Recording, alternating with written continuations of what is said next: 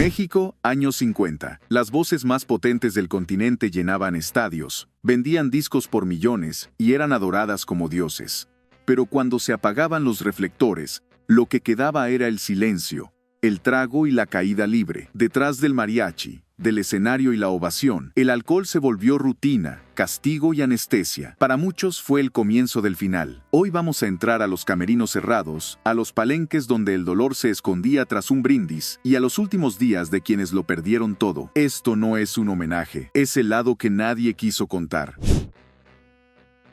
Llegaba tarde, pero nadie decía nada. Era José Alfredo, el hombre que escribía borracho y cantaba crudo. En cada palenque exigía tequila antes de probar el micrófono. A veces ni cenaba, solo líquido para soltar la voz. Sus últimos años fueron una procesión de hospitales, vómito con sangre y noches sin dormir. En su última borrachera en el Tenampa, no cantó, solo se quedó mirando la barra como si estuviera despidiéndose. Los doctores lo sabían, el hígado ya no respondía, pero él respondía con más tragos. Decía que no sabía escribir sobrio, y era verdad. La inspiración venía con el ardor en la garganta. Murió con 47 años, destruido por dentro, pero aplaudido por fuera. Nadie imaginó que sus canciones de dolor eran el retrato exacto de su cuerpo desmoronándose. ¿Qué tan lejos puede llevarte la fama si cada paso lo das con una copa en la mano? Chabela no tomaba, se ahogaba. 15 años perdida entre alcohol, humo y hoteles baratos, mientras su voz se convertía en un grito seco. Nadie la encontraba, nadie la buscaba. Dicen que dormía en portales, que cantaba a cambio de botellas y que su guitarra conocía más cantinas que escenarios. La diva que hipnotizaba con un rebozo rojo, en realidad se estaba desmoronando en silencio. Cuando regresó, ya sin beber, lo dijo claro: sobreviví al infierno. Y sí, salió, pero la voz ya no era la misma, era más rota, más vieja, más real, y eso fue lo que la volvió eterna. Pero que no se olvide, la grandeza de Chabela vino con un precio brutal. Tenía apodo de reina y una copa siempre cerca. La tequilera no solo cantaba a las penas, las coleccionaba y las bebía sin hielo. Desde joven, su garganta era fuego, pero su vida privada era un incendio descontrolado. La escuchaban llorar en camerinos, gritarle a los hombres, perderse en el fondo de la copa antes de salir al escenario. Esa mirada antes de cantar decía más que la letra.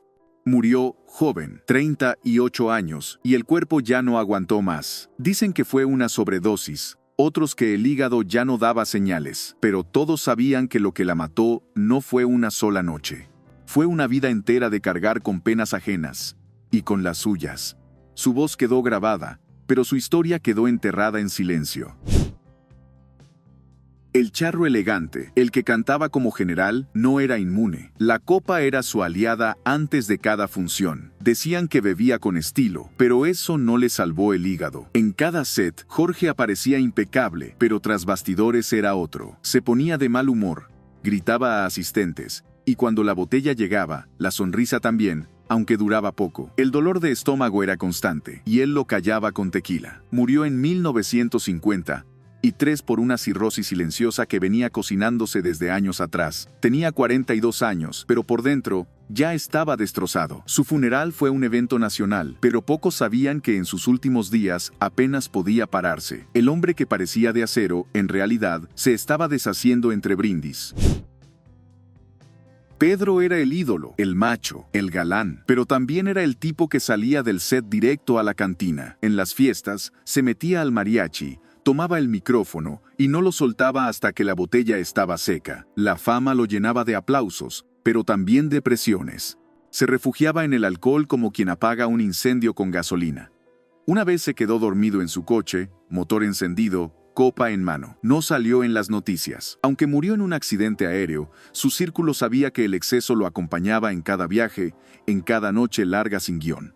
Pedro no quería parecer débil, así que brindaba con todos, incluso cuando ya no podía. La imagen del ídolo quedó intacta, su verdad se fue entre los restos del avión. Tenía voz de terciopelo, pero la garganta la castigaba con licor. Cantaba con dolor y el público lo sentía. Pero ese mismo dolor lo buscaba cada noche en los tragos. Le decían que se cuidara, que no forzara tanto el cuerpo, pero él seguía. En camerinos prefería quedarse solo, copa en mano, mirando al suelo. Le decían el rey del bolero ranchero, pero en privado era un hombre agotado. Murió a los 34 años por una operación mal hecha, pero su cuerpo ya estaba al límite antes del bisturí. Alcohol, noches sin descanso y una presión que lo tenía siempre tenso. No se fue por una canción. Se fue por no bajarse nunca del escenario, ni de la copa. Tenor fino, con carrera respetada en la ópera y la música clásica, pero fuera del teatro, era otro hombre, oscuro, errático, siempre con la copa cerca. Se encerraba por días, se volvía agresivo y su familia lo sabía. Cuando bebía, no había paz. El alcohol no solo destruyó su salud, también su relación con su hijo, José José, que lo vio apagarse poco a poco. Nadie hablaba del tema. En su casa, el silencio era costumbre cuando él llegaba ebrio. Murió en 1968, víctima directa del alcoholismo. La voz potente se había ido mucho antes, opacada por el temblor, la soledad y los ataques de furia alcohólica. Fue el principio de una maldición que su hijo heredó. José José siempre lo dijo. El infierno empezó con su padre. Su voz era de dolor, y su vida también. Amalia cantaba con un nudo en la garganta, porque así vivía. Las copas eran parte del show y del camerino, a veces hasta del desayuno. En las giras, era la primera en abrir la botella y la última en cerrarla. Decían que lloraba cantando no por técnica, sino por la cruda emocional que arrastraba. Su carácter fuerte no la salvó del deterioro. Los últimos años, su voz perdió fuerza, y los médicos ya le advertían que el hígado estaba a punto de colapsar. Pero ella no paró. Decía que el escenario era su vida y el alcohol su castigo. Se fue como vivió, entre tragos y letras de despecho. Lola era elegancia, potencia, presencia, pero también era copas antes de subir, copas después de bajar. En cada palenque exigía su tequila, y si no llegaba, se molestaba. Decía que sin un trago no se sentía lista para cantar. Lo que empezó como ritual se volvió adicción. Su familia lo notaba, pero nadie quería enfrentarse a Lola la Grande. Años después, su cuerpo comenzó a pasarle la factura. Subía al escenario con dolores y bajaba directo al hospital. Nunca dejó el micrófono, pero tampoco dejó la botella. Aunque su legado musical es indiscutible, sus últimos días fueron duros, rodeada de médicos, medicinas y recuerdos que no pudo borrar con alcohol. Era el genio detrás de Cucurrucucú Paloma y muchas más, pero fuera del estudio era un hombre con la copa siempre en la mano y el alma hecha pedazos. No le gustaba el foco, pero sí las noches largas, el humo, los brindis sin final. En las reuniones lo buscaban por sus letras, pero él buscaba el fondo de la botella. Sus composiciones eran flechas al corazón, pero nacían desde un cuerpo cada vez más roto por el alcohol. Terminó apartado, con salud frágil y un carácter volátil. Quienes lo vieron en sus últimos años sabían que la inspiración ya no lo visitaba, solo los efectos del alcohol. Murió a los 56 años, dejando un legado enorme y un cuerpo agotado que no pudo más con el peso de su propia creación. Empezó en los 60 con voz firme y copas de celebración, pero con el tiempo, las celebraciones se hicieron rutina y la rutina, adicción. En los palenques, bebía en pleno show y la gente lo aplaudía. Lo veían como parte del personaje, del macho bravío. Pero en privado, eso le pasó factura. Dolores en el cuerpo, cirugías y un hígado castigado desde joven. Nunca lo ocultó del todo, pero tampoco lo detuvo. En sus memorias lo admite. Hubo noches que no recordaba, presentaciones que no debió haber hecho. Su imagen de El Charro de Huentitán ocultaba muchas crudas en silencio, muchas madrugadas entre vómito y soledad. Aún con éxito, su lucha interna fue larga y la botella fue su sombra más fiel. ¿Cuántas veces aplaudimos sin saber que el ídolo se está desmoronando por dentro? La voz de falsete más famosa del México ranchero y uno de los más golpeados por el alcohol tras bambalinas. Tenía fama de ser alegre, bromista, pero detrás de ese disfraz había un hombre con copas diarias y un hígado en guerra constante. Era común verlo tomar antes de grabar, incluso durante las sesiones, lo que para muchos era parte del estilo. Para él era necesidad. Con los años, su salud colapsó, perdió reflejos, la voz perdió potencia y las crudas ya no eran de un día, eran de semanas. Aún así, seguía en en escena, como si cantar lo mantuviera con vida. Pero cuando el cuerpo dijo basta, el aplauso no lo salvó. Su adicción se llevó más que su voz, se llevó su fuerza, su tiempo, su paz. El gran jinete, actor y cantante, llevaba la fiesta en la sangre. En el rancho, en el set, en el escenario, nunca faltaba una botella sobre la mesa. Era disciplinado, sí, pero también de carácter explosivo cuando el trago se le subía. Dicen que más de una vez discutió con productores borracho y que sus giras eran maratones de música y alcohol. Le gustaba el tequila tanto como los caballos. Con los años, su salud empezó a flaquear. Tenía que bajarse del escenario para tomar aire, no por la edad, sino por el desgaste que ya traía acumulado. Nunca lo admitió abiertamente, pero quienes lo conocían sabían que el cuerpo no mentía. Su figura de ícono quedó intacta, pero detrás de la leyenda hubo años duros de exceso. De voz dulce y estilo bolerista, pero con una vida privada llena de silencios pesados. Avelina bebía en silencio, lejos de los reflectores. En los estudios parecía perfecta, pero en casa, la copa era compañía diaria. No se hablaba del tema, pero se notaba. Sus cambios de humor, sus ausencias y los susurros en su entorno lo confirmaban. Con los años, su salud se fue desgastando, el brillo se apagó y la mujer que cantaba al amor terminó envuelta en una rutina amarga, donde el alcohol era más fuerte que cualquier melodía.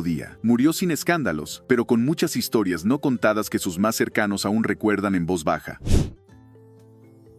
Hermano de Amalia Mendoza y voz potente del folclore, Juan era de los que cantaban con el vaso en la mano y los ojos cargados de nostalgia. En cada presentación parecía que se despedía. En los camerinos, el tequila corría sin filtro. Era carismático, querido, pero también autodestructivo. Su familia lo sabía. Lo habían rescatado más de una vez de borracheras peligrosas. Terminó su carrera entre sombras. El cuerpo ya no respondía, y la voz que una vez llenó palenques terminó apagándose en habitaciones solas. Nunca dejó de cantar, pero el alcohol le robó la fuerza antes de tiempo. Su talento fue indiscutible, su final, inevitable.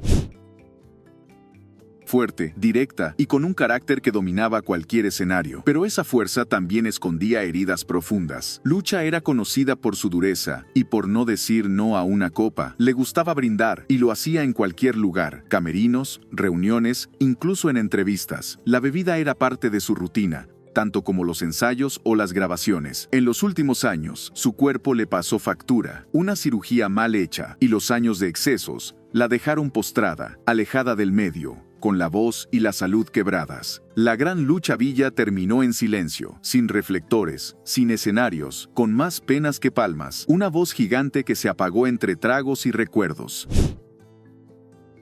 El Flaco de Oro escribía boleros que hacían llorar a medio continente, pero detrás de esa lírica impecable había un hombre consumido por la noche y la bebida. Las fiestas con políticos, actrices y músicos eran continuas, y el alcohol era invitado de honor. Se decía que componía después de varias copas, que la inspiración llegaba justo cuando la lucidez se iba. Y era cierto. Algunas de sus canciones más memorables nacieron en noches donde la mesa estaba más llena de botellas que de partituras. Con los años, su cuerpo comenzó a colapsar, pero él seguía brindando por amores que ya no existían. Su última etapa fue más silencio que música, más dolor que romance. Murió a los 73, gastado, débil, pero aún admirado, con una leyenda brillante que escondía un desgaste silencioso. La música lo inmortalizó, pero el alcohol le cobró cada verso.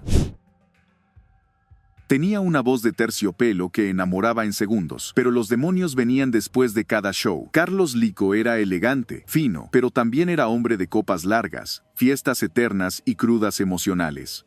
Decía que el alcohol lo ayudaba a conectar con sus canciones, pero la verdad es que cada vez lo necesitaba más para funcionar.